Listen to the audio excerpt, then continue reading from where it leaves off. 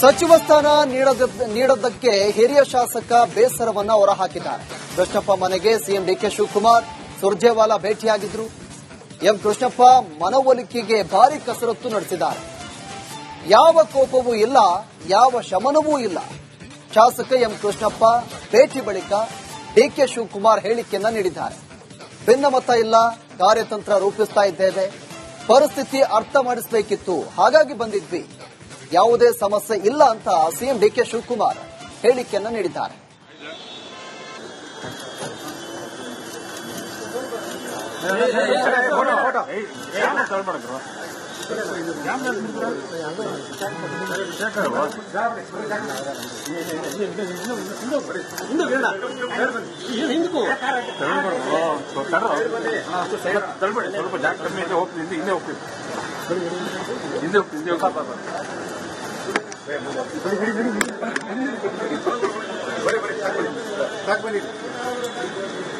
ಇಲ್ಲೆಲ್ಲ ಇಷ್ಟ ಹೋಗೋದ್ರೆ ಹೋಗಲ್ಲ.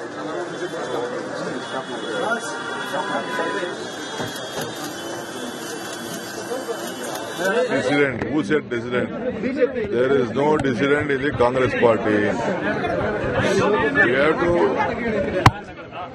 We have to take care, we have to share, we have to just have workout strategy. That is why we are just speaking. There is no question of any dissident. Where is the dissident? So all are staying intact, sir? Everything is intact. There is no problem.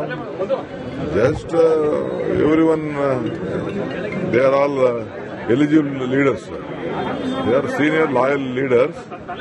So that is what we wanted to convey.